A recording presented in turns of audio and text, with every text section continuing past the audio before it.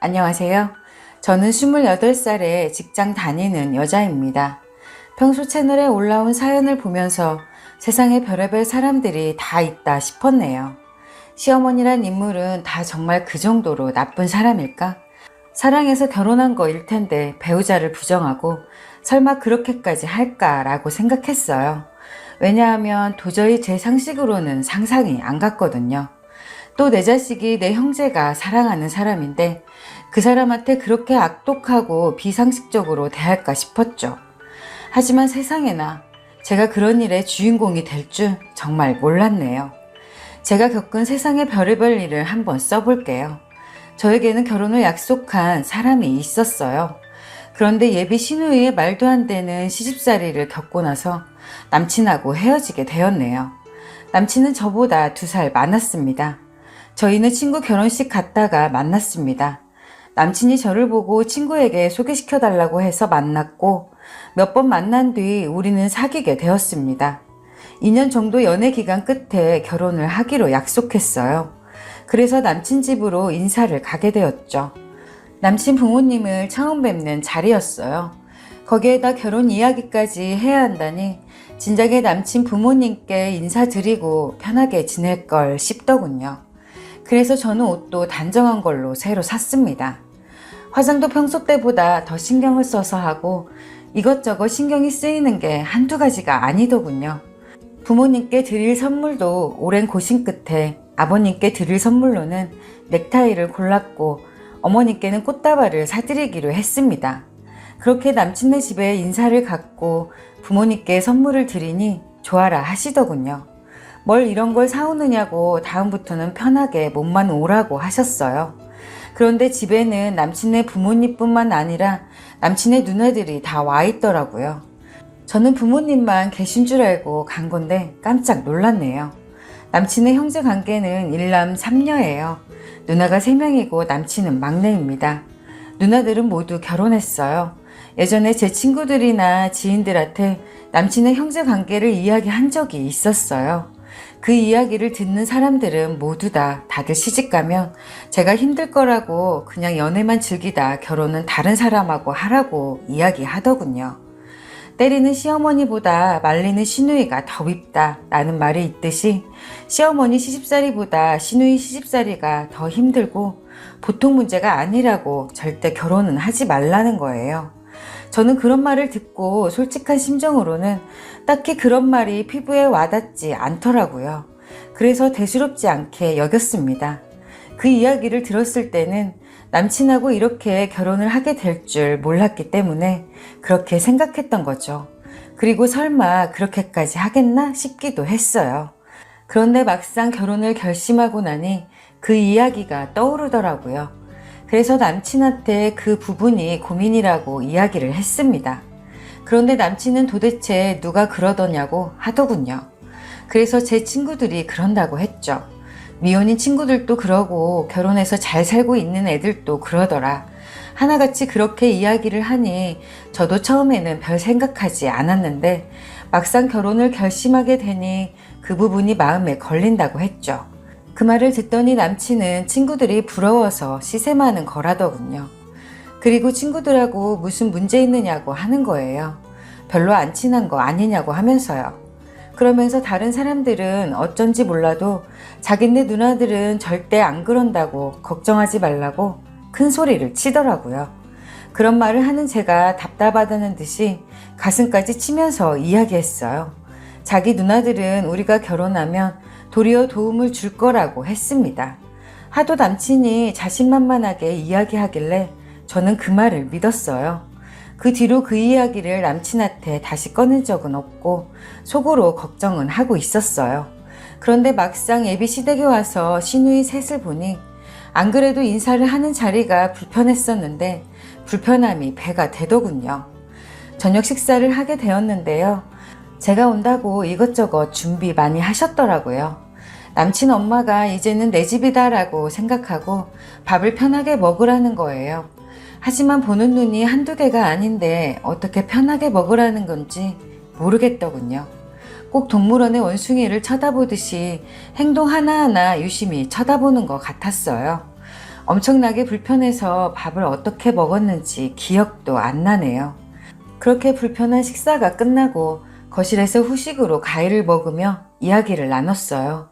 가족관계가 어떻게 되느냐, 직장은, 연봉은, 살림은 잘하느냐, 요리는 잘하냐, 뭐 이것저것 물어보더라고요. 제가 질문에 대답을 하려고 하면 또 다른 것을 물어보고 또 물어보고 하는 거예요. 정말 불편함의 끝이었어요. 남친 부모님들은 가만히 계시는데 남친 누나들이 물어보더군요. 정작 남친 부모님들은 처음 만나는 자리라 불편할 테니 그만 물어보라고 하시는데 남친 누나 셋이서 돌아가면서 물어보는 통에 혼이 났네요. 어떻게 대답했는지 생각이 안 날 만큼 많이 불편했고 또 많이 물어봤습니다. 긴장해서 그런지 저녁에 먹은 게 체한 것 같았어요. 그래서 남친 집에서 나오자마자 약국에 가서 소화제를 사서 먹었네요. 저희 집에 가는 길에 남친하고 전화통화를 했어요. 남친은 부모님이 저를 마음에 들어 하신다며 여자 잘 만났다고 좋아라 하신다네요. 시부모님이 될 분들이 저를 마음에 든다 하니 기분이 좋아졌어요. 그럼 누나들을 저를 어떻게 생각하더냐고 물어봤어요. 그랬더니 남친은 그냥 괜찮대 라고 하더군요. 부모님 이야기할 때와 다르게 시큰둥하게 이야기하는 거 보니 남친 누나들은 제가 마음에 안 들었다라고 생각했죠. 저는 더 물어보고 싶었지만 남친은 피곤하다며 전화를 끊었고 누나들 문제는 대수롭지 않게 여기고 넘어갔습니다. 그런데 그렇게 생각하고 넘어간 게 저의 크나큰 오산이었고 실수였다는 사실을 깨닫는 데는 그리 오랜 시간이 걸리지 않았습니다. 인사 다녀온 지 며칠이 지난 날이었어요. 그날은 일요일이었습니다. 오랜만에 일요일에 다른 약속을 잡지 않고 집에서 푹 쉬려고 했습니다. 그런데 모르는 번호로 전화가 왔어요. 받아보니 남친 큰 누나더라고요. 제 전화번호는 어찌 알았나 싶었죠. 어디냐고 물어보길래 집이라고 했어요. 그랬더니 잠깐 할 말 있으니 만나자고 하는 거예요. 저희 집 근처 전철역으로 지금 나오라고 하더군요.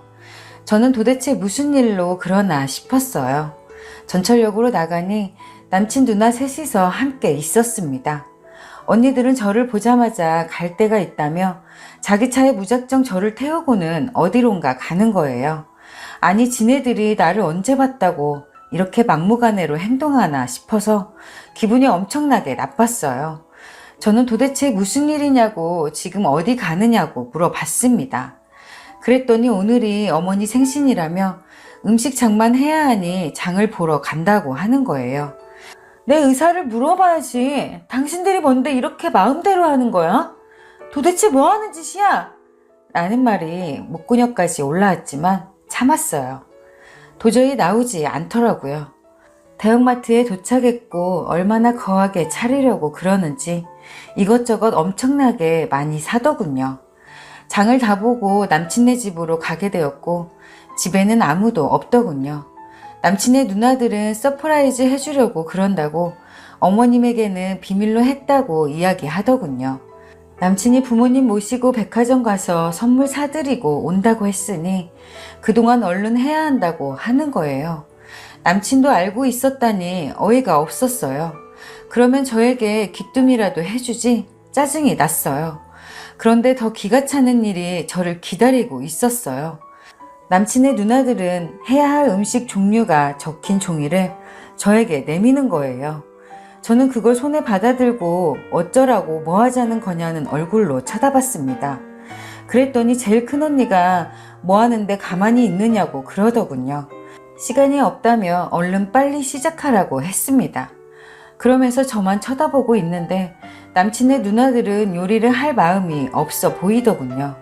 그래서 저는 그러니까 이걸 전부 저 혼자 하라는 거냐고 물어봤어요. 그랬더니 며느리가 될 사람이 직접 차려주는 생신상 받으면 엄마가 얼마나 좋아할 거냐며 저보고 혼자 하라는 식으로 이야기하는 거예요. 그러면서 저번에 우리한테 요리 잘한다고 하지 않았냐고 그러더군요. 인사 갔을 때 요리 잘하느냐고 물어봐서 웬만한 거는 한다고 했는데 못한다고 할 걸 한 후회가 들었어요. 아무리 그래도 제가 직접 생신상을 차린다고 제 입으로 한 것도 아니었잖아요. 지네들 마음대로 영문도 모르는 저를 끌고 와서 지네들 엄마 생신상 차리라고 하고 도와주지도 않는 건 너무한 거 아닌가요? 그래서 도와달라고 했어요. 그랬더니 본인들은 요리를 잘하지 못한다네요. 그럼 저 혼자 저걸 다 어떻게 하느냐고 했습니다. 그랬더니 저번에 요리 잘한다고 했잖아 라고 하면서 그럼 우리 부모님 앞에서 거짓말한 거야? 그렇게 안 봤는데 어떻게 처음 만난 자리에서 그럴 수 있어? 이러는 거예요. 세 명이 저를 가운데다 두고 저한테 다그치듯 이야기하더라고요. 저는 누가 거짓말 했느냐고 저희 집이 아니라 주방 기구 어디에 있는지도 모르고 소금 설탕 이런 것도 어디에 있는지 모르는데 어떻게 요리를 하느냐고 했습니다. 그리고 이렇게 많은 요리를 혼자서는 못한다고 했어요. 그러니까 같이 하자고 했습니다. 그랬더니 싱크대 열어보면 다 있다고 알아서 찾아서 하라네요. 도저히 말이 안 통했어요. 그러더니 지네들이 있으면 걸리적 거릴 테니 요리할 동안 집 앞 커피숍에 가 있겠다고 다음에 전화하라더군요. 제가 뭐라고 할 새도 없이 수고하라고 한마디를 하고 지네들끼리 나가 버렸어요. 저는 정말 어이가 없어서 화가 났어요. 그래서 남친한테 전화했습니다. 그런데 뭘 하는지 전화를 안 받더군요. 이것들이 다들 짜고 나를 골탕 먹이는 거였어요. 그 상황이 정말 답답해 미치겠더군요.